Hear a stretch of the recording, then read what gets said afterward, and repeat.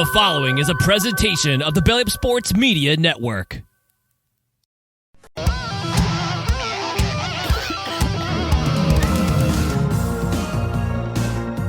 This is the main event.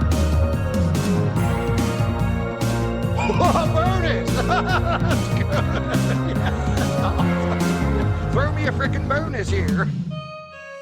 This is your main event, Mark's Bonus Podcast, brought to you by Belly Up Unhinged Radio Network Sports. I am your first host, lifelong wrestling fan, former radio guy, cat dad, and the man who loves to play the game. I am Troy, and with me as always is the main event collector and figure hunting warrior. He's the WWE Walking Wrestling Encyclopedia and the Triple H to my X-Pac. It's Greg. What's up, Greg? So, I had nothing witty ready. You just spit into your microphone. I want the spit. Oh, good Lord. How did I miss that one? But yeah, man, today we're talking about, we're doing another timepiece. I actually love doing these. They're great fun, and they usually get us some good numbers. So I'm looking forward to doing this one again. It is Triple H returning from a major injury, tearing his quad, coming back at right after missing the entire Awesome Invasion. Yeah, I know, right? It's like, man, the dumb luck. Although, I will say for him, it probably did suck because he's like, damn it, I can't go in and bury them guys now. Gonna have to wait until later and bring him back for a one-off appearance or something. Damn it. But I don't know. Either way, he did end up taking on Booker T at was it Mania 19? Yeah. Oh, okay. Yeah. Now in the archives, right? I think. No, we haven't covered that one yet. That is coming up, though. We're covering that this year. How we'd not cover that? Holy crap! I know it's your favorite Mania, so I definitely wanted to get it on the docket for this year. I actually love that Mania too. It was get it on the docket. What? I'm not into that kinky stuff, dude. What the hell? It was a 4-year stretch. It might have been 5 years. I don't remember WrestleMania 21 too much off the top of my head, but I know WrestleMania 17 to 20, in my opinion, were bangers. Especially 17 to 19. Those were 21 and 22 were great too, I thought. Yeah, I remember I liked them. It just it's been a while. 23 was just okay. Yeah. Oh, that was the one with the Battle of the Billionaires, right? Yeah. Okay. See, I remember some things. Not a lot, but some things. But yeah, this one he's gonna be out from he gets injured, right after WrestleMania, and he's out until right before the next WrestleMania. So at least he didn't miss those paydays, though, because he actually had a really good match with The Undertaker at WrestleMania 17, now in the archives, and then he would go on to take on Chris Jericho, which we'll talk a little bit about, at WrestleMania 18. So some good times for Triple H here, and it's kind of ironic when you think about it. You call Jericho a downgrade, kind of technically. Yeah, right. Well, it was like he talked about Chris Jericho talked about this. He's like, look, I was the last match on that card with Triple H, but we were not the main event. So, I mean, it's true. They had to go after Rock and Hogan. So, by the way, that is now in the archives as well. So it was a good Mania. I liked it. It was in Toronto, one of the only Manias to take place outside of the United States. So that was cool. He likes to cry about his spot in WrestleMania a lot. You notice that? Jericho? Yeah. Well, what was the other one that he was complaining about? I'm blanking. Him and Owens being the second match. Oh God. Okay. It was a big build-up feud, but I mean, it's not like there were, the stuff that went after it was like crap, I don't know. And in my opinion, that match wasn't all that good. It was okay. It wasn't crap, but I just find it kind of ironic if you think about it, he's crapping on anybody that's ever had the second match in WrestleMania. Yeah, right. In a technicality. I always liked the mentality of, I can't remember if it was Bruce Pritchard or Jim Ross. It was talking about Eddie Guerrero was complaining that they put him like as the opening match or second match on the card or something. And whoever it was told him, it's like, well, you know what that means? It means that you get to go out there before anybody sees anybody else, and you get to tear it up and make everybody follow you. And Eddie was like, all right. And he took that as a challenge, and he went out there and tore the house down. So Johnny B. Bad, WCW spot. Oh, God. Yeah, when I think of tearing the house down, I think Johnny B. Bad. He was always the opening match, remember? Like Yes, any he was. event ever. Yep. Especially if anybody goes back, 1995, I think he only missed a couple of pay-per-views at most of being the opening match. So, and they were all pretty good. I'm not going to crap on him. It was pretty decent matches he had, but still, like, he's the perennial opener with various opponents. But either way, this one today, man, it was a big time in wrestling. We're going to talk about kind of the recovery of Triple H. Obviously, we'll talk about the injury and everything going on involving Triple H and the company as a whole throughout the year 2001 and into Kind of early ironic, we're doing 2002. the same thing right now with Cody and the whole potential sale and everything. Yeah. All writes itself again. Yeah, he's missing some stuff, man. And it's funny, obviously it was a torn pec, but Triple H suffered that same injury in Saudi Arabia. So it looked damn similar too, because if you look at the bruising, it's like, ooh. But either way, we'll get into all that after our first break, but we're going to pause right quick to let you know that the Main Event Marks is sponsored by Swift Lifestyles. Their clean energy drinks and focus enhancers, great tasting vitamins, and big brain nootropics that are made and shipped from the USA. Go to swiftlifestyles.com and use our special promo code Main Event Marks. That is all one word to get 15% off your order. It's Main Event Marks, all one word for 15% off your order. Now we're going to take our first break. On the other end of this, we're going to dive into May of 2001 when Triple H actually got injured. I was there. Oh, that's right. I forgot you told me you were at that one. Yeah. So we'll get some firsthand accounts from you as much as you can remember and talk about the news surrounding that right after this break. Follow the Main Event Marks at facebook.com/Main Event Marks Pod, on Twitter at Main Event _Marks, and on Instagram at Main Event _Marks and at Main Event Collector. Get ready to rumble in your new Main Event Marks merchandise. We've got t-shirts, hoodies, masks, hats, stickers, pins, and much more on our Redbubble store. That's maineventmarks.redbubble.com. You can also pick up some awesome clothing items with the latest updated show graphics on our Bonfire store. That's bonfire.com/store/main event marks. Support your favorite retro wrestling podcast and pick up some cool swag on our Bonfire and Redbubble stores. That's maineventmarks.redbubble.com and bonfire.com/store/main event marks. By God! Somebody's interrupting the Main Event Marks! Sit down, JR.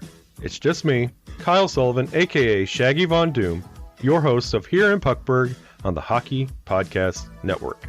I know, a hockey show on Main Event Marks. Who would have thought? This is an invasion angle. Somewhere between the Nexus and when WCW tried to invade WWE, somewhere in there.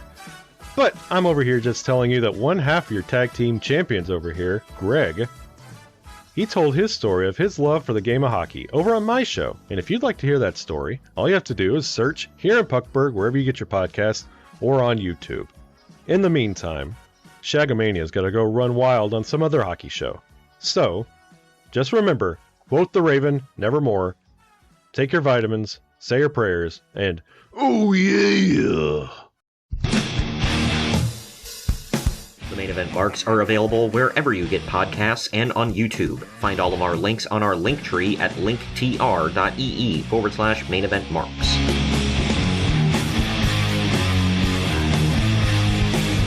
And we're back. We're back. Just to let you know, the Main Event Marks is sponsored by Shocked Energy. Shocked Energy is a healthier alternative to traditional energy drinks that gives the energy that gamers need while in a long session without skimping on their health. Their products come in a powder form to mix into your water. You can either choose the green apple or watermelon boxes. If you want to try both, you can get the sample kit. Use our link in the podcast description or simply go to shockedenergy.com. At checkout, use our promo code MAINEVENT, that's all one word, to save 10% off your order. That's promo code MAINEVENT to save 10% at checkout. Also, if you're tuning into a wrestling podcast to hear about wrestling and you want it gimmick and politic free, you probably want the same out of your products. Are you ready to ditch the gimmick coffee? Coffee Brand Coffee is fresh roasted to order using only the highest quality coffee sourced direct from farms around the world. They've got bagged coffee as well as K-Cups. Not into coffee? Well, they've got great teas and cocos as well. At Coffee Brand Coffee, their head coffee roasters have mastered the art of unlocking flavors hidden inside their beans. Each batch is custom crafted and curated to accompany unique flavor profiles. Click on the link in the podcast description or go to coffeebrandcoffee.com and use our special promo code MAINEVENT, all one word, at checkout to get 5% off your order. That's coffeebrandcoffee.com and use the promo code MAINEVENT to save 5% at checkout. You got a can crack today? Yeah. Here we go. Almost forgot. How dare you? Holy hell! What the I put it too close to the mic. I think I might have got some fizz on man, it. are we gonna have to pause again so you can clean up? No, I got like little. I'm kind of a little germophobic, so I have these damn wipes everywhere. Oh, Sanitary nice. wipes. Gotcha.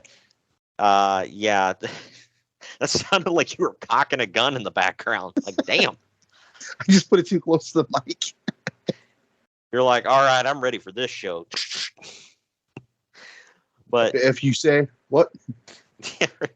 I already cracked mine. I'm drinking that Red Thunder from Aldi, the Red Bull knockoff. Hey, Aldi, give us a sponsorship. I have a Guru sugar-free organic energy drink. You and your damn the sugar-free energy drinks. I ain't drinking sugar. Screw that. Yeah. Hey. I can say whatever I want about it, but it's a healthier choice, and you're going to be a lot less inflamed than I am. So there you go. Either way, getting into this, during the main event of May 21st, 2001's episode of Raw is War, Triple H suffered a legitimate and career-threatening injury. He and Stone Cold Steve Austin, the two-man power trip, were defending the WWF Tag Team Championships against Chris Jericho and Chris Benoit. At one point, Jericho had Austin trapped in the walls of Jericho, and Triple H ran in to break it up. But just as he did, he suffered a tear in his left quadricep muscle. The worst way to get injured I've ever seen in my life. It's so lame. I'm like, really? Like, it doesn't look like anything. He just collapses. You sure as hell couldn't tell when you were there. Let me tell you that. Well, you remember when Nash was just walking to make a tag and dropped? Like, damn. That was the official bullet in the head of the NWO angle, but this one, man. But yeah, apparently he tore the left quadricep muscle, causing it to come completely off the bone. Yuck. I can't even imagine that pain, man. And despite his inability to place any weight on his leg, Triple H was able to complete the match. He even allowed Chris Jericho to put him in the walls of Jericho. Mother on the damn announce table, too. Yeah, I would have been like, screw that. I can say whatever I want about Triple H. I can never say that he is not tough. Damn, man. About that. I remember seeing it happen, and he's like getting carried out at the end. And I'm like, what the hell happened? Yeah. Because like being there, like nothing really happened, right? Because he still wrestled. Like the match didn't just stop. Yeah. Well, that's nuts. Because I mean, I've seen guys like gut it out before or whatever, but something like that, it's like, how do you? That's just that's a lot, man. I can't imagine gutting through that. But good for him that he was able to finish it out. And then you got people like Sin Cara, who's like, "Oh, I stubbed my finger. Stop the match." Do you remember that? Where Alberto Del I remember Rio- hearing about it. Yeah, where he said he stubbed his finger or whatever, and he's like, "Oh, we need to stop the match." And Alberto's like, "Are you serious?" And he like kicked him in the head. Oh, Finger. man. Yeah. I'll give you a finger. Good Lord. What? My finger was in there. Ron crushed my finger. I think it might be broken. Are you a female bird? Anyway, but Uncle Dave Meltzer referred to that match actually as a match of the year caliber.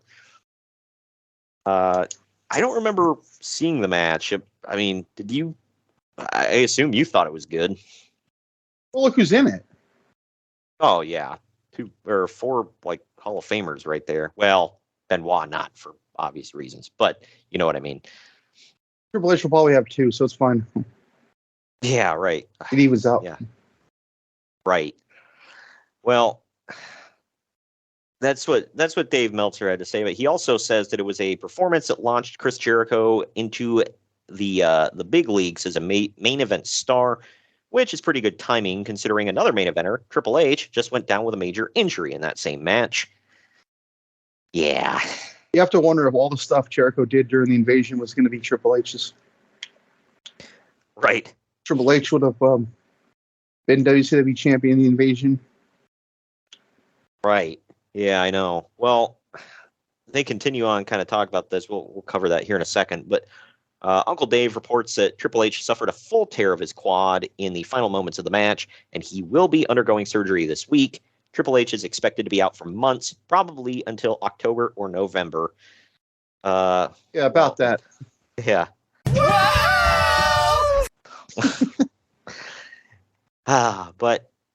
And now there's a lot of pressure on Steve Austin to carry the company. That's pretty bad timing considering he's a heel right now, and his heel turn has been disastrous for business. Triple H gutted out the match, finishing the last few spots, and basically saved the match on one leg in case anyone ever doubted that he's a tough MFer. The long-term plan had been for Triple H to turn babyface and feud with Austin for a match at SummerSlam, but that's obviously out the window now. Yeah, I would have been there too. That would be great. Right? No, it's so weird, and like the exact, I mean, it's great. It's the exact opposite of what you would expect. Oh, okay. So if they went with that, then that means Triple H would have did everything Angle did during the invasion. Yeah, right. Yeah. Oh, yeah. Now that you mention it. So would he have been the one that, like, he went over to the WCW side, but turns out he was a plant, and he was actually there to sabotage him? That'd have been cool. That's nuts to think about, like, where the hell he would have fit in with all that.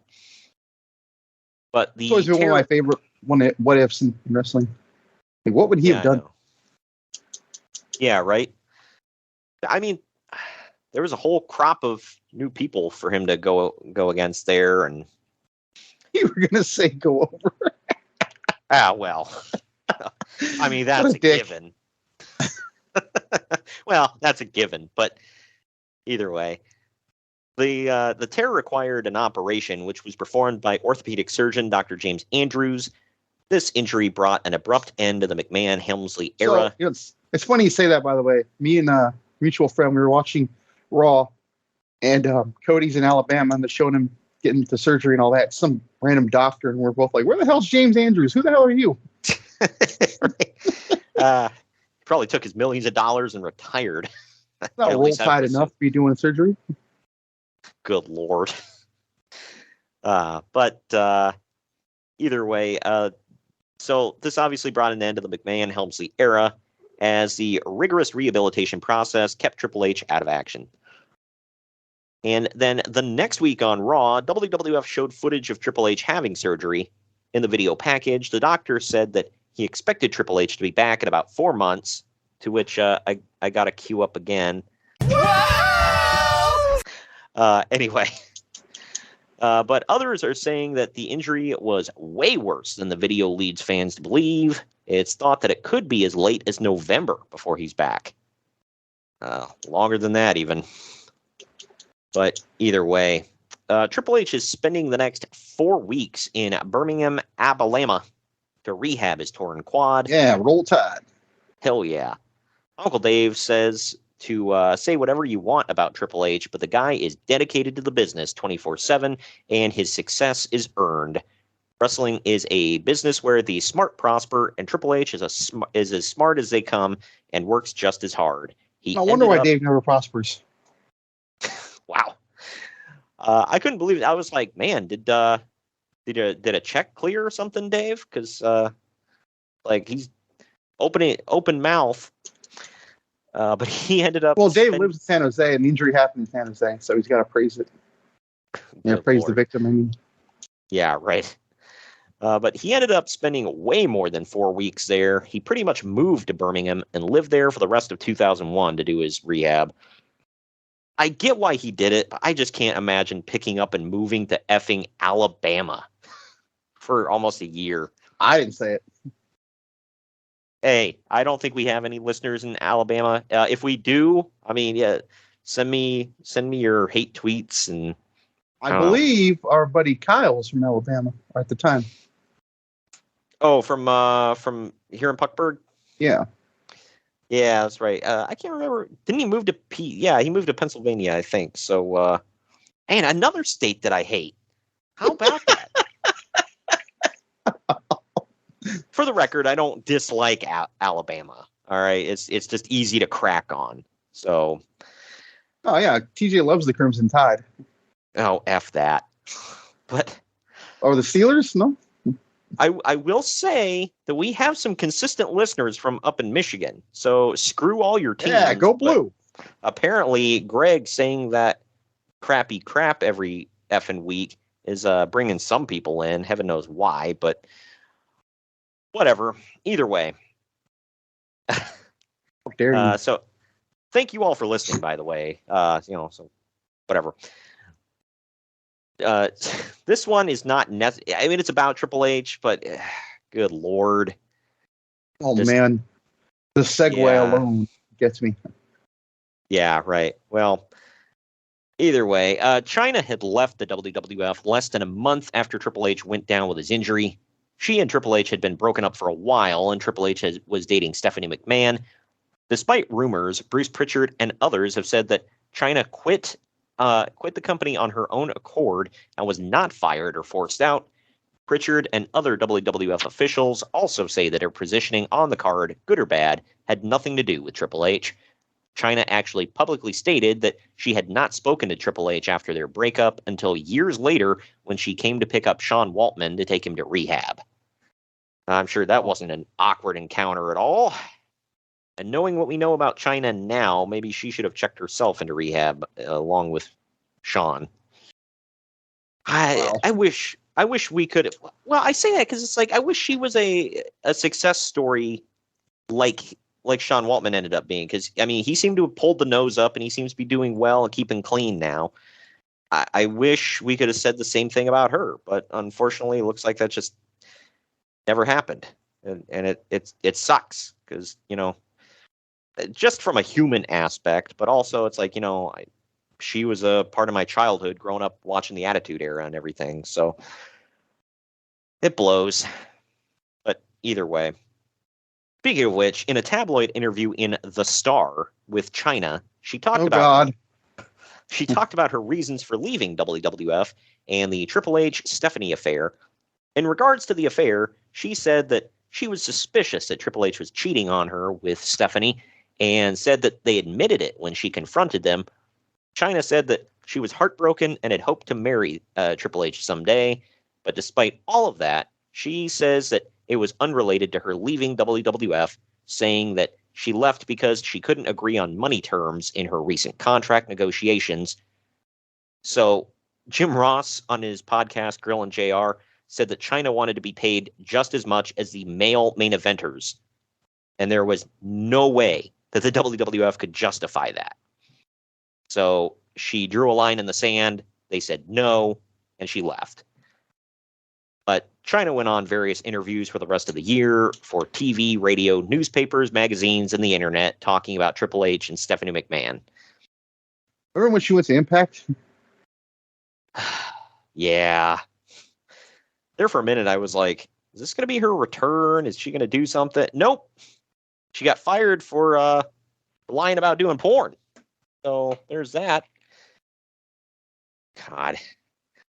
Yeah, and I'm not covering it here because I just didn't want to get into it, but there were stories of she went on Howard Stern talking about Triple H and Stephanie and dropped some rumors that were It's already a bad story. gross. Yeah. Well, she dropped some rumors regarding some things they would allegedly do in the bedroom, and then Triple H went on and talked about some stuff, and the Howard Stern crew, so progressive and awesome that they made a bunch of gay jokes because haha, China looks like a man. Get it?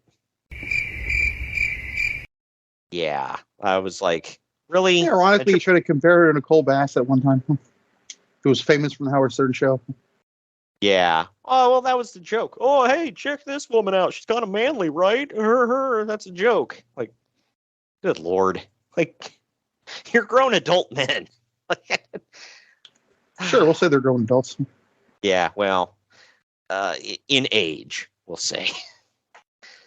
But either way, moving away from that crap, thankfully, Triple H has been backstage at the TV tapings for the last few weeks, helping with bookings of the show.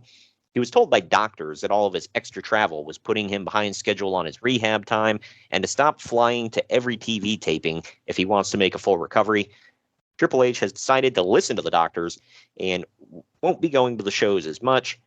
Bruce Pritchard mentioned that even before Triple H started dating Stephanie McMahon, he would sit in on creative meetings at times, wanting to work more behind the scenes. So I guess Dedication. He wasn't right. And I guess he wasn't even technically a part of the creative team. He just wanted to sit in and learn and stuff like that. And obviously it paid off. What's funny is it's like he took that gamble. It's like, should I date the boss's daughter? Is this going to work out well for me? Oh, I don't know. Have you seen her? Well, yeah. But that, it paid off, man. Relationships can go off the rails at random times. And it's like, man. Can you imagine if that went south? Yeah. I don't think he would have been in WWE much longer. No, he might be all elite right now. Yeah, right. Paul the Hammer Levesque is all elite. Good Lord. I can see it now, man.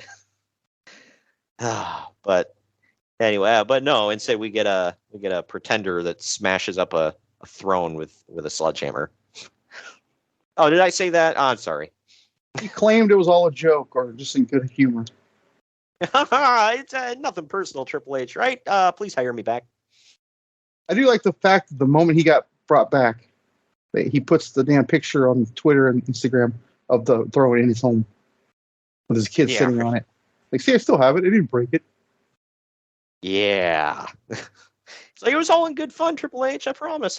Please hire me back. They're booing me. I can't stand it. Man. I like his excuse for that when people are like, so, you're getting booed as a babyface in AEW. What was that like? And he's like, oh, I was a heel. Like, sure. Whatever. He just needed to go back to WWE. It wasn't working out, man. It's like WWE, you go there, you're gonna be a top guy. It's all good. All right, they'll appreciate you. And so far, so good. You ready for him to come back and win the Royal Rumble, man? I was then, I am now. Oh yeah. Which, as of the dropping of this, it is next Saturday, everybody. So check that out. There. Hell yeah! Tell me, you'll have to tell me what it's like on the ground down there. If have you been to Texas, right, or no? Yeah, I went to WrestleMania last year. Oh, okay, yeah. So I've gone to Texas twice in 10 months. Yeah.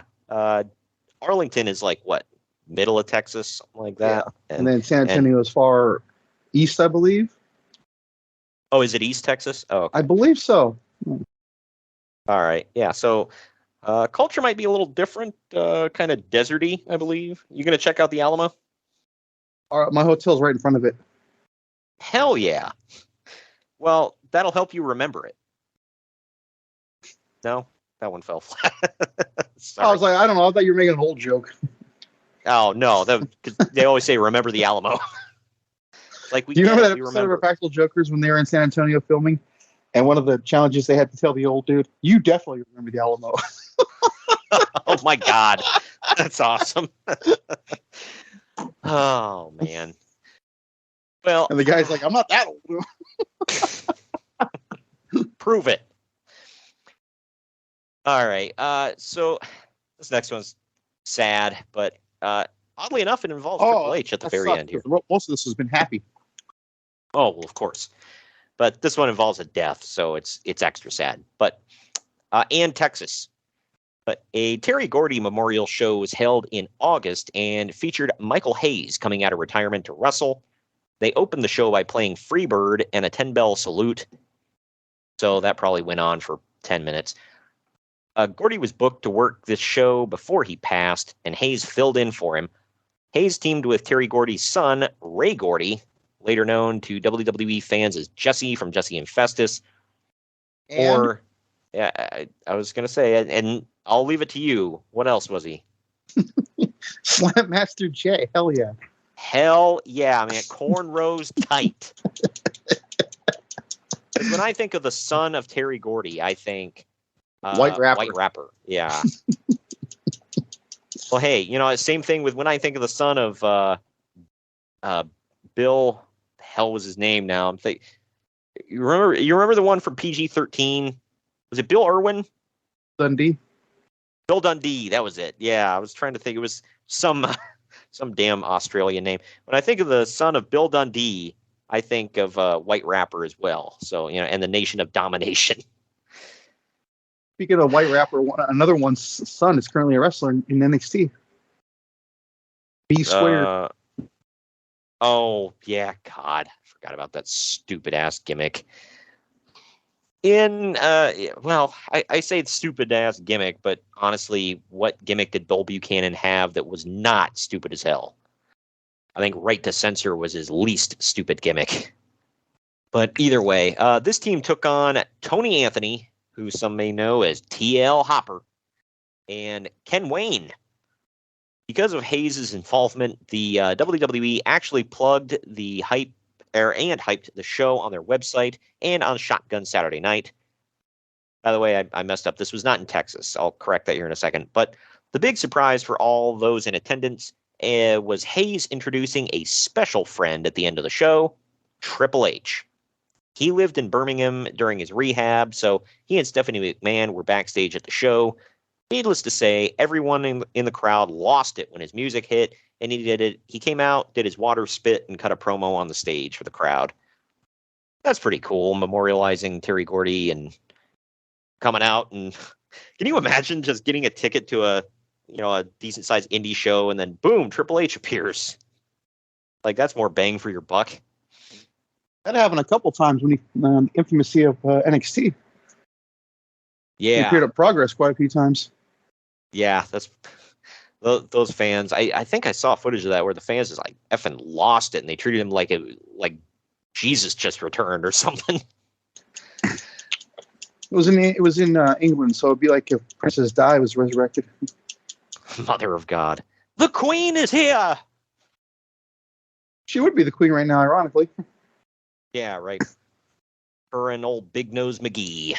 Oh, I'm sorry. Did I insult their quote unquote king? Oh, my bad. I better cut that out of the podcast in case I ever plan on vacationing over there. They might be waiting on my ass. I didn't say it. I do hope to go there someday, but either way. I looked up prices just for fun for Money in the Bank, and the damn flight is over $1,000. Yeah, and it's long as hell. That's you know what's funny? In order to get there from where I am, you got to get on the plane in San Francisco, do a 1 hour layover in Calgary, dramatic pause, Alberta, Canada, and then shoot right over to London. Yeah. I was looking at. I wanted to do a European vacation, go to like England and maybe like Rome, and the connecting flights were just stupid. They were just in like. You're in I would have- Ohio. Why is there a connecting flight? well, because I would have to fly over there and like land in like Finland, and then get on another flight, and it's like, what? I think here in America, because like Ohio has like no major hubs or anything, so I may have had to fly from like Columbus to or Cincinnati to like Atlanta or something, connect on a flight, and then fly to Finland, and then fly from there to Rome. And it's like Finland is like a stone's throw away. Like Europe is tiny. It's like driving from Ohio to Kentucky. It's like it's right there, dude. Why do I need to connect? Whatever. Kind of just Kinda undid like- your whole argument. Why connect? Just go fly wherever and then drive to where you want to go. I would, but I don't know how to drive over in England. I don't know what the hell their driving laws are over there. And I don't know if I need if I would Get on need a train. Yeah, if they have, I don't know what their public transit system is like. If they I believe would there's a have train that goes through Europe. I'm pretty sure. that'd be cool. Then I could just book it myself. Wouldn't have to fly or anything. So It's kind of funny because I thought the same thing when I was in New York. You could literally take a train from like Manhattan to Jersey. that's pretty sweet. Yeah. Well, the first time you went, didn't you drive like from Jersey We to did New drive. York? Yeah. Yeah, and you didn't have to. Oh yeah. Yeah. Well. And when you and I went, that's when I learned that the train goes everywhere like that. Yeah, we never did go to Jersey. I wanted to see where the comic book men that shop That's there. hella but far out there. We had to drive to that. yeah, I think that's why when you told me that, I was like, screw it then. But either way, this will be the last story I'm covering before we take our next break. But WrestleMania 18 has finally officially announced itself for the Sky Dome in Toronto at a press conference there in early September. In there too. They held a big press conference with local politicians and WWF stars. WrestleMania 18 in Toronto has been known for a long time, and Toronto Mayor Mel Lastman has caught a lot of flack in the media for working an angle about the whole thing. I like how they're referring to a politician working an angle. That's funny. But prior to this, Lastman had worked hard to bring the Olympics to Toronto, but failed, which earned him a lot of criticism. So, in an effort to work the local media, Lastman then publicly began pursuing WrestleMania and pretended that he was still competing with other cities and that he was working to finalize the deal. But then, Pretending. There is a bid for it. well, apparently not at this time because, it continues. It says, but then the local media learned that the WWF deal had already been finalized a long time ago, and the mayor was just trying to get some good publicity for himself by pretending that he was fighting for something he had already locked down. In reality, the WWF was offered a great deal on the Sky Dome, and Mayor Lastman really didn't even have much to do with the decision. At the press wait, hold on a second. You mean to tell me a politician is taking credit for something he didn't do? No, that doesn't happen. Not in this country. That doesn't happen. Not in this country. Not in any country. Like that never happens. Politicians are always on the up and up. They never lie to their constituents. Well, you can't. That's why they vote for you. Yeah, right. That's like putting untrue stuff on the internet. Yeah, it can't happen. But at the press conference, Lastman was greeted with some cheers, but a lot of boos as well.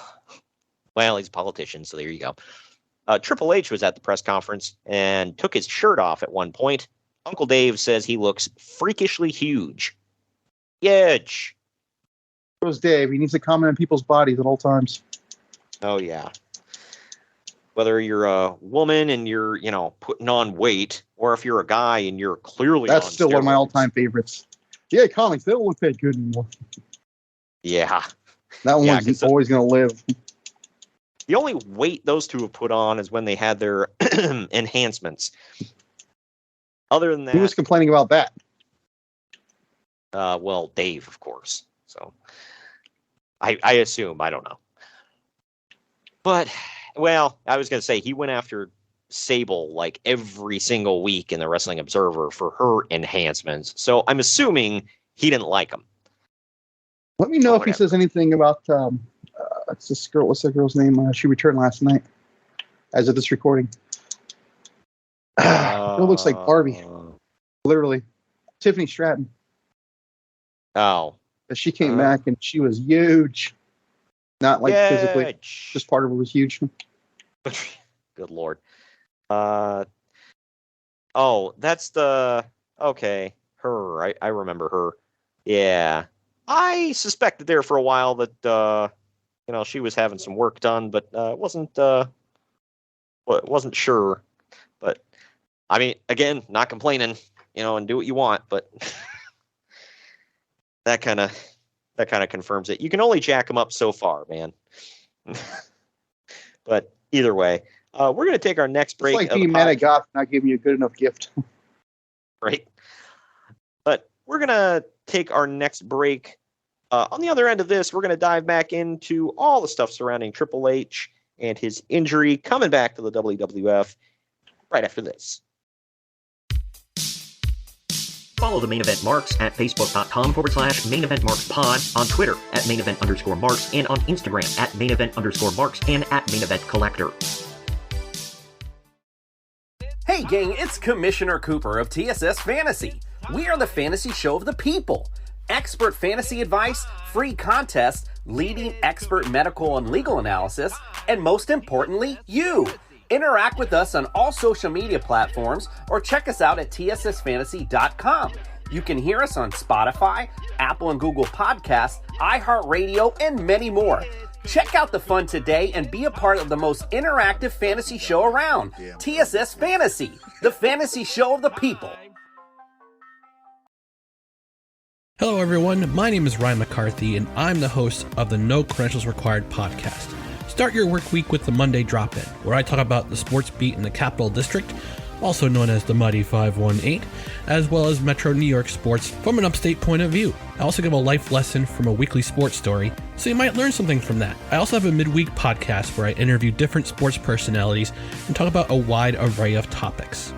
Take a listen and subscribe on your preferred podcast app, including Apple Podcasts, Spotify, Spreaker, Google Podcasts, Amazon Music, and iHeartRadio. Also check out our social media channels on Twitter and Instagram, BellyUpNCR, and Facebook.com/BellyUpSportsNCR. We're a part of the Belly Up Sports Podcast Network in association with Godzilla Media. No credentials required, where you don't need a press pass to talk sports.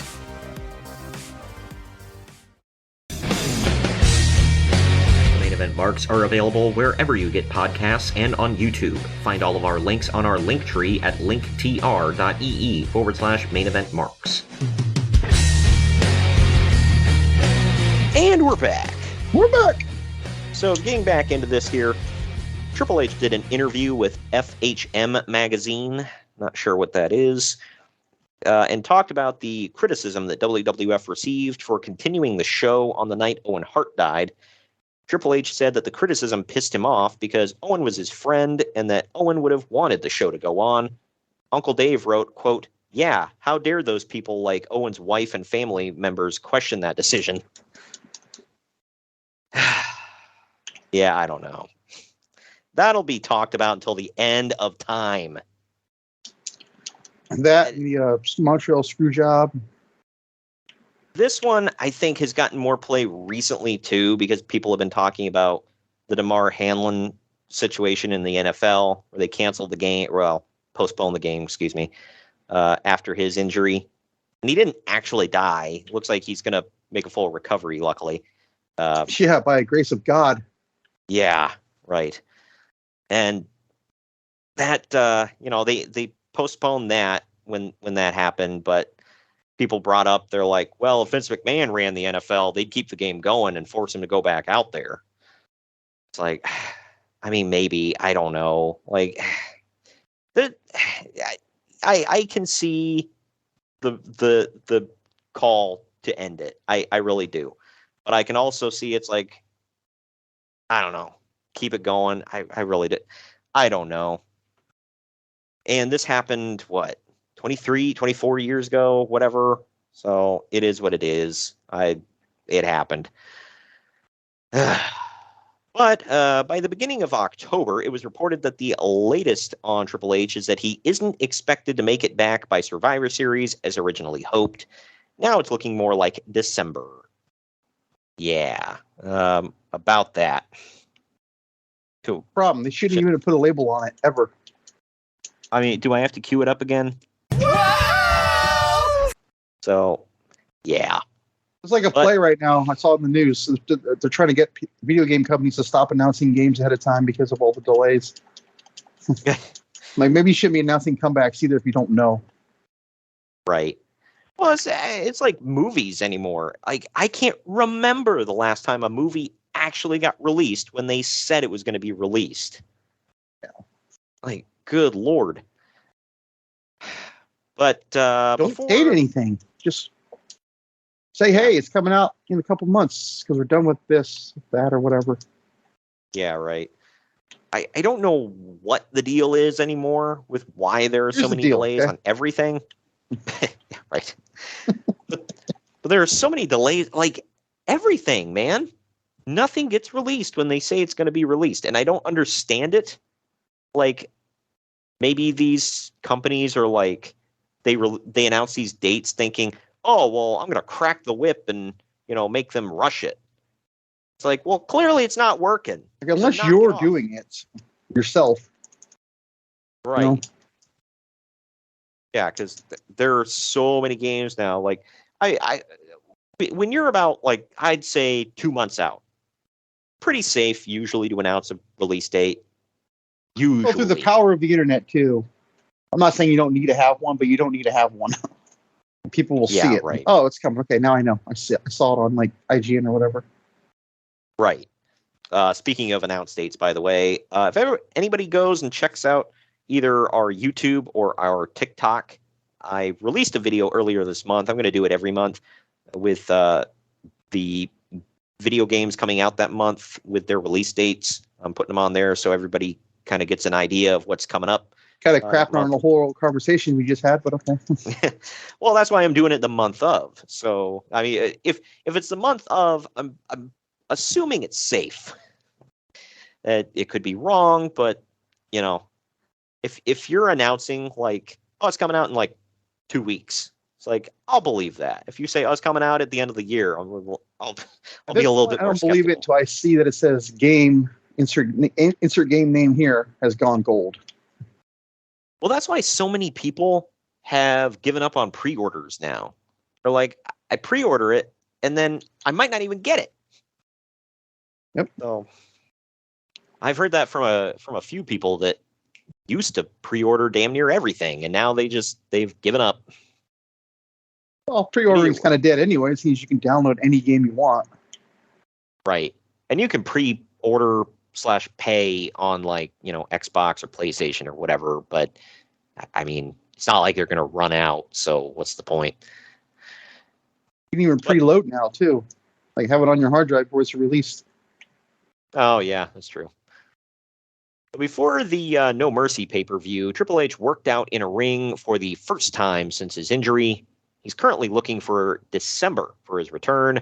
Commercials for the December Vengeance pay-per-view, now in the archives, have already been made and are built around Triple H. That bites them right in the ass when it turns out that Triple H isn't quite ready at the time for the pay-per-view after they built the entire marketing campaign around him. And yeah, what I don't get is like he returned and just did an in-ring promo. What was he going to do at Vengeance? Yeah, right. Like no one's ever mentioned that. Yeah, it's like, I know he was thinking he was going to be good to go by that point, but it's like, I don't know. And there's a couple of schools of thought about that we'll talk about here in a bit, but yeah, it's like, it's literally him leaning on a sledgehammer on the poster for the event.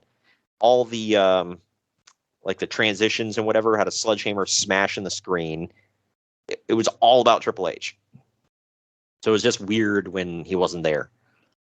It's not like I mean, there have been a few other pay-per-views since then with guys on the poster that were not there. But it wasn't like... If you look at the fine print, you know what that fine print says? Yeah, I know, card subject to change, but it's just it's a little weird when it's all built around one person, and then like But either way, Kurt Angle, Lita, Trish Stratus, Big Show, Booker T, William Regal, Triple H, and Stephanie McMahon taped an episode of The Weakest Link in late October, and it will air in mid-November on NBC. Do There's you no remember? bias towards William Regal for that either, by the way. You say what? There was no biasness for Regal in that, by the way, from the host. Yeah, right. Well, obviously you remember the show. If nobody remembers The Weakest Link, go look it up, Google it, whatever. That was a popular thing. Like before meme culture took off, it was kind of a popular meme thing that, people would always use that. You are the weakest link. Goodbye. And that woman was very abrasive. I think there was an episode of... I swear, man, you couldn't... Rodney Dangerfield couldn't make her smile, dude. Yeah, right. As she was so uptight, you couldn't have got a pin between her butt cheeks with a jackhammer. Holy crap, you said that. Oh, man. Did they recently bring that back for a one shot? What? The Weakest Link? Yeah. I don't remember. But I know... Nowadays, they dig everything up, man. Yeah, right. I think there was an episode of Doctor Who where they had the actual host of the show voiced a robot version of herself, which, same. But yeah, it was an episode of Doctor Who. I was like, mother of God, the show is everywhere at this time. But plus the host was British, so of course she's got to be on Doctor Who. But Triple H and Stephanie ended up being the last two remaining, with Triple H winning in the end. During a commercial break, someone asked Regal about his match on WCW Nitro, where he embarrassed Goldberg, which led Triple H to chime in that embarrassing Goldberg isn't hard to do. Good Lord. Damn. Ironically, they'd have a feud in a couple of years. Right? Some sour grapes there from Trips, man. I heard there was a lot of that during this time. They said, like, the two people in particular that were real red-assed about WCW were Triple H and The Undertaker, because they took the feud, like, very seriously. And I guess there was Not Austin and Rock, huh? They probably didn't give a damn because they were whooping their ass every week. And they knew they were the ratings getters. But I guess there was a time where... DX wasn't? Well, yeah, that was another one. But I guess there was a time they said Undertaker was just like kind of crappy to most of them. He wasn't really a big fan of most of those guys. And then they said there was a time where they kind of stuck to themselves, and it was Jindrak and Palumbo, I think, were eating alone at a table and kind of keeping to themselves. And Triple H made some big sarcastic production out of going over and introducing himself and whatever and making him look like an ass. And this is why Jindrak wasn't in Evolution. Got it. Yeah, right. Hey, I have a Jax figure, Mark Jindrak. So there you go. Why? No, Greg. The question is, why not? Why don't you have one? Because they don't have a Mattel. Oh, well, that's true. But he was the reflection of perfection. Come on, man. Anyway, there's been talks of Triple H returning to Raw after Survivor Series, but as of right now, Vince McMahon is said to be against the idea since Triple H still isn't quite ready to wrestle yet. If he doesn't return next week, then the plan is still for him to return sometime in December or January. Man, they just January. Right. They just keep pushing and pushing, and maybe this time. Maybe that time. Like, he'll show up when he shows up, man. Do you remember that episode of Friends where Joey was on Law and Order and his grandma was over to watch it? Yes. She kept asking, when did you see it? Oh, soon. It's coming soon. Yeah, Triple H coming back soon. Yeah, it's on the horizon. It's coming. Yeah, right. It's after this next commercial break. He'll be back. But due to the advice of Dr. James Andrews, it looks like Triple H won't be returning to the ring until January. The marketing for the December pay-per-view is all built around Triple H, and it's too late to change it now. There's a chance that he might appear and do an angle, but he most definitely won't be wrestling until next month at the earliest. He has been living in Birmingham, and they sent a ring down there for him to train in. He's said to feel really great and is ready to go as soon as they let him. Yeah, well... It's funny. I was like, if I would have known about wrestling than I know now, I would have looked at the calendar and been like, yep, Madison Square Garden. He's coming back then. You might have called that like a month or two out. Yeah. Well, by mid-December, we get the word that Triple H is expected to finally return in January.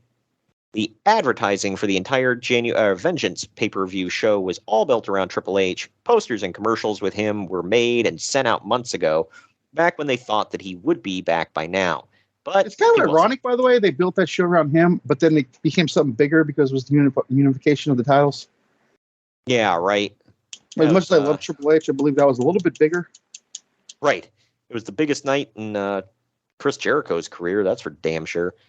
And if you didn't know, it's the night that he beat The Rock in Austin in the same night. I never knew he even did that. Yeah, right. He doesn't talk about it enough. He needs to mention it more. Like, I don't think he gets enough play with that. God. But now saying, I beat the 29 Yankees and the 57 Yankees in the same night, the same back-to-back game. Yeah, right. So Triple H was never actually mentioned on the show, although there was some debate over that.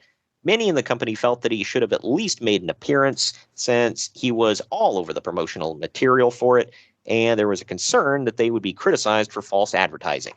But ultimately, Vince McMahon decided against it. Well, is it false advertising if they just show pictures? They don't ever say he'll be there. Right. Yeah. I don't remember a single thing saying he will be there. Never once. They never once mentioned him, that he would be there or anything like that. So it's not really false advertising. Right. Look, we just showed his picture. It's your fault for, thinking that that meant he was going to be here. This meant that we like the way he looks, so we put him on the poster. There you go. But either way, ultimately, Vince McMahon decided against it, and now it's expected that Triple H will return on TV sometime next month, and his first match back will be at the Royal Rumble. It was. That wouldn't even happen. That would be on SmackDown. Oh, I believe it was a tag match. Oh, okay. Playa. Considering TV commercials had been running for months in San Diego promoting his return, Uncle Dave thinks that he should have... Sorry. Uncle Dave thinks that he should have at least made an appearance because people in the arena damn sure expected him. And, you got three world title matches on one night. That wasn't enough for you? Yeah, they literally saw history being made. I think they were okay. Man. Well, but Triple H didn't return, so the night was ruined. I think that's in the archives, by the way, right? Yes, now in the archives, we covered that show. Everything we're talking about, we cover in that show too, I believe. Right.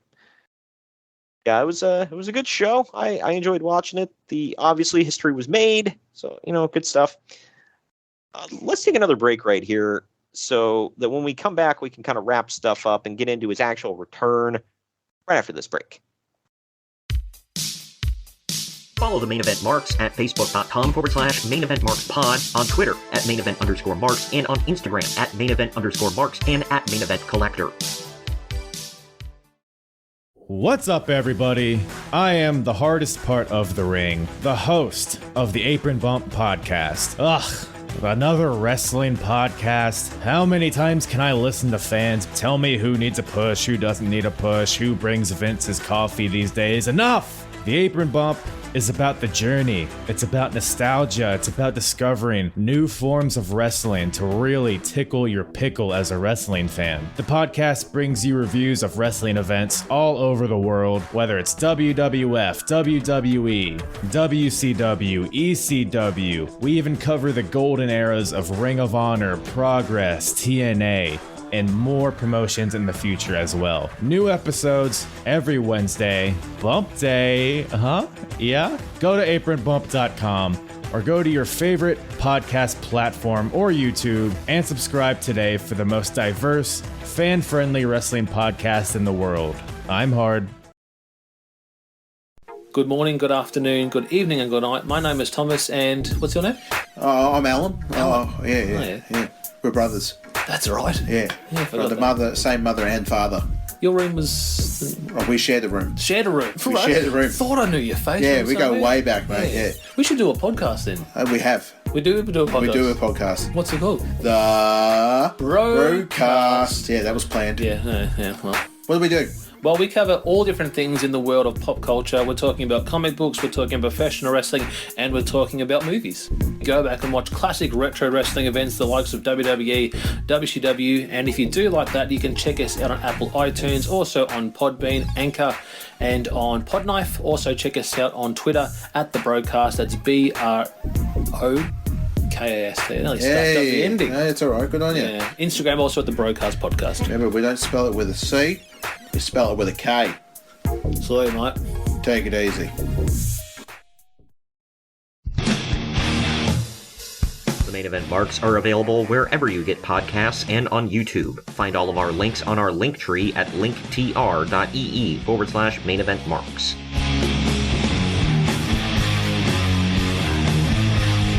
And we're back. Time to dive into transitioning from 2001 into 2002 here. So, Ric Flair and Triple H. I'm going high school. Triple H and Ric Flair have been training together since Triple H is getting ready to return, and Flair is training to get back into shape for a return to active wrestling. Speaking of which, Triple H... Wow, I didn't even realize that's the same year. Same show. Oh, he popped I up at didn't the same realize show? that. Well, Flair comes out of retirement at the Royal Rumble, technically, when he faces Vince McMahon. Oh, yeah, okay. Yeah, because doesn't he make his first appearance when he comes out and announces he's, like, co-owner of the WWE? Yeah, that's the night after the Survivor Series. Ah, okay. Gotcha. Yeah, and, apparently they had to coax him into wrestling again because, So they give him Vince McMahon. Right. But he said, I guess at the time, he was like, last time I wrestled, I wore a T-shirt. I'm out of shape. I'm not the same as I used to be. I'm sorry. You said they had a coax Flair in wrestling? Yeah. And now they can't stop him from doing it. I know. I was about to mention that. It's like, now you can't get him the hell out of the ring. It's like, dude, go home. Like, get a rocking chair, eat oatmeal and tell your grandkids stories about when Pop used to get in the ring and strut his stuff. And show his ass. Yeah, exactly. I got a memo from Spike TV telling me to quit getting naked and bleeding all over the place. One time I couldn't find my watch. Come to find out. Why the hell does he sound like Hank Hill? I don't know. Thinking of an old man voice. I couldn't find my watch one morning and asked the girl in bed next to me what happened to it. She said I threw it into a bowl of spaghetti and said I got 5 more of these at home. Woo! Apparently that's a real story, by the way. He couldn't find his Rolex one morning, and he got like blackout drunk the night before, and he asked the 2 women he was with, he's like, what the hell happened to my watch? He said, oh, you don't remember? He threw it into a bowl of marinara sauce. Was like, I got 5 more of these at home. I'm God. Yeah, God up there, God down here, God. Freaking psychopath, man. Ric Flair's one of a kind. Thank God. I don't think the world could handle more than one of him. Did I send you? Was it you sent me that meme, right? Yeah, you did. Yesterday. Which one? I forget. The one where he stands with his brothers in the black community. Yes. Like, why would you say this, dude? Yeah. Like, why don't you just come out and be like, stewardess, I speak jive. Because Shawn Michaels already did that. Yeah, right. You gotta stay original, dude. Yeah, that's where they got the inspiration from. I speak jive. Yeah, good Lord. I'm good pals with Jay Lethal. Woo! dude, he's something else. But Psychopath. yeah, right. But anyway, getting back to this though, speaking of which, Triple H appeared on Mad TV. Uncle Dave hasn't seen it, but from what he heard, about 15% of the live audience were super into it and reacted big to everything that he did, while the other 85% had no clue who the hell he was.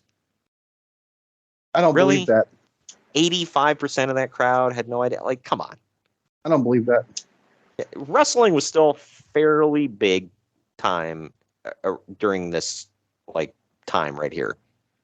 So yeah, whatever. Either way, previously it was said to be almost a certainty that WWF would be splitting the rosters and doing a brand split on the January 7th edition of Raw. Well, once again, or you got that line ready? Yep. Audio. Yeah, about that. But once again, that's looking to be in doubt. The company's wavering on whether to do it then or delay it again, and Vince McMahon has reportedly changed his mind on it 1,000,000 times, which I can totally buy given everything we've heard about how he does things. But that Raw is going to be in Madison Square Garden, and Triple H is expected to make his return on that show. To which I got to cue this up. That is correct. Had to hit it at least once. But all in all, Triple H was on the shelf for over 8 months and completely missed the invasion angle. Oh, no. When you say missed, can you break that down a little bit? He wasn't there. I mean, like, did he miss it? Like, oh, or was it like a bullet that he missed? Yes. Yeah, see? You got to be specific. It's semantics. Well, like I said before, he probably was upset that he wasn't there. He's like, man, I could have buried DDP. I could have... Hell no, that's a good friend. I don't think you're right there. Well, okay. He's like, you know what, Taker? I'll let you do this one. You can have the honors on this one. You can bury him for me.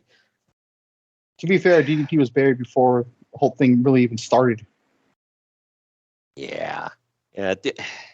Like, really? First you make him a stalker. They just swatted over him and crapped around his face. I mean, that was messed up. I know. You take one of the most over guys from the last, I don't know how many years of WCW, like 3-4 years, and you bring him in, you're like, you're going to be a stalker and creeping on the Undertaker's wife. Like, dude, have you seen DDP's wife? I don't think he's going to creep on Sarah. He's already out kicking his coverage, dude. Yeah, right. So, good grief. But then, it's like, well, first that, and then he's a motivational speaker. And they can say all that now, that crap was legit, I believe. Yeah, I know. They can say all that crap about, well, that's more true to life or whatever. Like, who cares? Like, the gimmick's lame. Like, look, everything he was doing in WCW, did anybody see that? Anybody at all? Do that. I don't care if you got to put him back in blue jeans. Just good Lord. Blue jeans and rib tape. Yeah, exactly. Somebody needs to injure his ribs, either kayfabe or real. You need to tape them up and go back out there, walk through the crowd, all that stuff. But man, just him and the fact that The Rock looked, first night in, The Rock looked at Booker T right in the face and went, "Who the hell are you?" And they lost Sting. Yep. For anybody who doesn't know, Sting said that was the moment when he saw that. That was the moment where he went, "Yeah, I'm not going there. They're going to bury me." Which, I mean, you can't blame him for thinking that after seeing this stuff. But on the flip side, he goes to TNA and does all that. So, ironically, I think he was better off going to TNA. You never really say that. Right. And I don't think he lost out on any money because, as far as I know, Spike TV was paying him fairly well. So, and he was getting he was fielding offers from WWE. So obviously, Spike TV was paying him enough to be comfortable. Plus, there's something to be said about, he could go down to Florida do like 2 days worth of tapings and then go home for the next 2 weeks and chill. Get a good tan. Yeah, right. Yeah, that Starcade main event and tan, man. He's gotta get that going. Otherwise, what the hell good is he to them? It's funny. We give Meltzer crap about his comments on people's bodies, but Bischoff and that tan or Matt Morgan's hair, it's right up there with patheticness, dude. Yep. How can I take a gigantic man seriously with a buzz cut? Like, shut the F up. like what?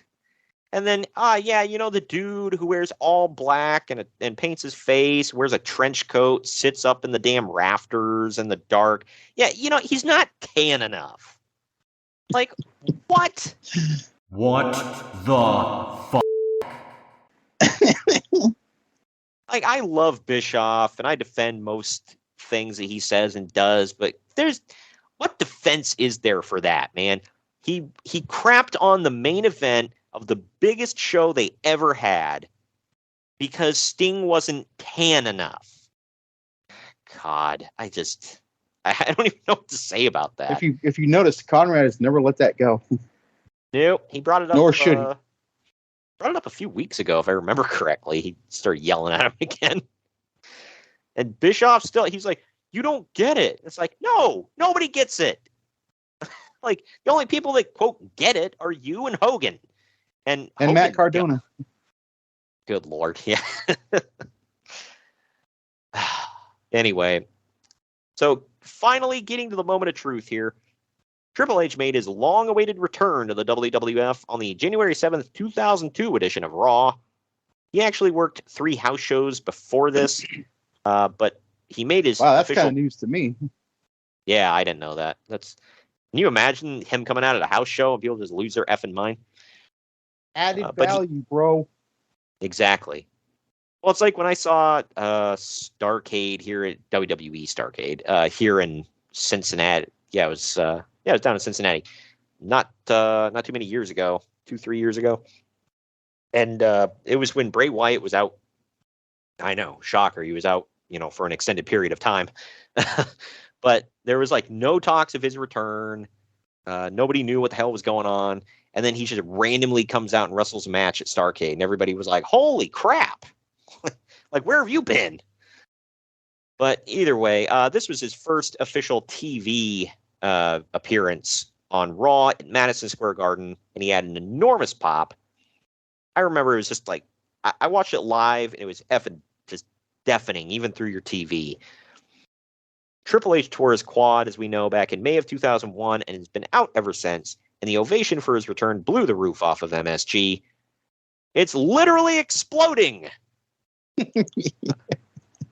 Of course, he beat up Kurt Angle, and that was that.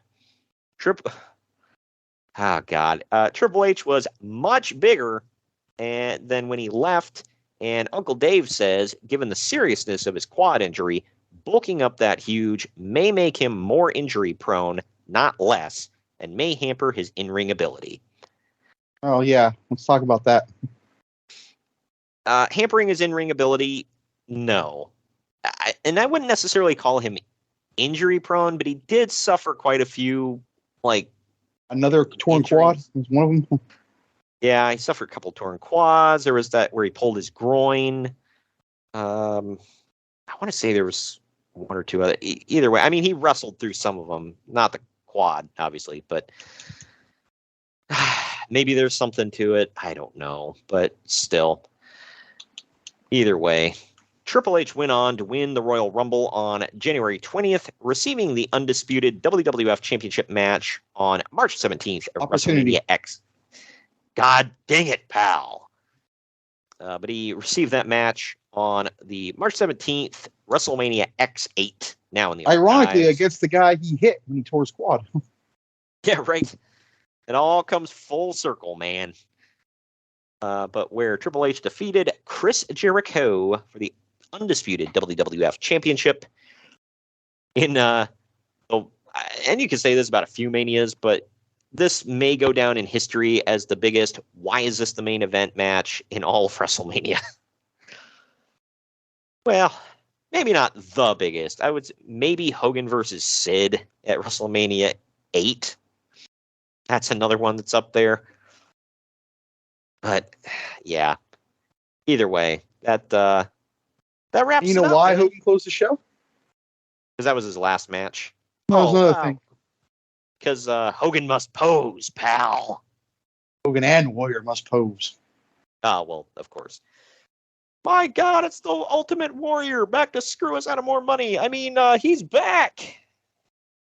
That's the only saving grace of that match being the closing at WrestleMania is Warrior returning, I think. Yeah. Is that in the archives? Yes. I feel like we did that one. We did, yes. Now in the archives, WrestleMania 8. We did that this past WrestleMania season. The now closed Hoosier Dome. Hoosier Dome? Who's your RCA Dome, Hoosier Dome, whatever. Yeah. Who's your dome? It was the Hoosier Dome at the time, though. Right. Oh, yeah, I remember. How many domes can Hogan confuse? Because there was the Silver Dome, the Super Dome, the Hoosier Dome, brother. Sky Dome. Yeah, the Sky Dome, yeah. He sold them all out. 100,000 people hanging from the rafters. 7 stars Tokyo Dome. I don't know if he's ever wrestled in the Tokyo Dome, actually. I think he has. I want to say yes. I don't know. I can't imagine he hasn't. Yeah, right. And I know he was in New Japan for a little while. He made some appearances there. He actually might have got a 7-star match. Right. He actually worked a really good match against the Great Muta, which I think is available on YouTube if anybody cares to look it up. It's one of my favorite Hogan matches, actually, especially from that era. Him and Muta had a good encounter. He wrestled another guy too that's been there before. Is it Tenryu? I want to say yes. Tenryu. Yeah, I'm gonna say yes. I think that that is correct. But yeah, look that up. He did some cool stuff in Japan, actually. So it was right before he went to WCW. So it was in that transition period. And I know because he had Jimmy Hart with him. And I thought it was hilarious that he comes out with Jimmy Hart waving the American flag, playing real, I think he was coming out to Real American or whatever. And the Japanese crowd is losing their mind for him. Almost as ironic as Montreal. I know. It's like, well then, didn't expect that, but alrighty then. But either way, that does it for this bonus episode. Our first bonus episode of January. By the way, thank you all for sticking with us as long as you have on the podcast. We're entering into another calendar year, man. It's been good. We're closing in on 3 years of podcasting. How about that? That means we're closing in on 3 years of COVID. Oh God, yeah. Well, you know what they say, Greg? 3 years to slow the spread. But anyway, we're closing out the month next week on Wednesday, January 25th. We're actually going to bring you WWF Royal Rumble 1997. This is ironically, this is also going to be in the Alamo Dome in San Antonio. So this is Shawn Michaels' big triumphant moment. He takes on Sid for the WWF title in the main event. We've got some AAA wrestlers in the on the show in the Royal Rumble match. A little controversy too. Yeah. I'm sure we'll talk about. Right. There is a certain AAA legend who let's just say he does no yob. So they had to figure out how the hell were they going to get him out of the Royal Rumble without having him being tossed. So how do you consider being eliminated from the Royal Rumble a job? I know. It's like, dude, you're getting thrown over the top rope. I'm sure it's not going to hurt your effing. I guess it all comes down to the fact that he didn't win. Yep, pretty much. And I get it. You're over like Jesus in church. I get it in Mexico. But good Lord. He is. Yeah. Well, freaking Mick Foley said he was all excited to work with him in WCW when he came in. until he actually got a chance to talk to him. And then he's like, God dang it, I have to face this guy. And he said, and then the matches weren't all that good because he was like so afraid of like, hurting himself. Why is this guy a legend? Yeah, right. It's like, so I assume you put in some effort at some point in your career, and then you got over and you quit putting in effort. It's just an assumption. But either way, that is coming up next week, or next Wednesday, rather. Royal Rumble 97. It's going to be good. Good. And in February, we're not going to tell you everything what we're going to go through, but we've got a little NWA, ECW, WCW, WWF, TNA. We're literally hitting them all. So February is going to run the gambit. Hell yeah. But we're running the gambit in January, or excuse me, in February. So I think you'll all be pleased with the variety. Thank you all for checking out the New Japan Wrestle Kingdom shows, by the way. We were trying something new, and I appreciate that we got some good listenership out of it, actually. So Wrestle Kingdom 8 is actually our most listened to brand new podcast. Like in the first week of its release, it was listened to more than any other show in its first week. Is that the one where we had Kyle on? It is. So shout out to Kyle from Apron Bump Podcast. He does some great stuff on his show. He added a lot to the Wrestle Kingdom show. I thought we were I feel like we worked well as a trio. So I like that. We don't normally have repeat and three-peat guests, but he gets our humor. That's why I liked him. Right. I'm sure he'll be back on the show at some point. I always like to, at least once or twice a year, we like to shake it up and have a guest, not just Greg and I, but we'll see. But for now, that does it for this. Thank you for joining me today, Greg. Mm-hmm. And we will see you all on Wednesday, January 25th, just a few days before this Royal Rumble. And we're going to bring you Royal Rumble 1997.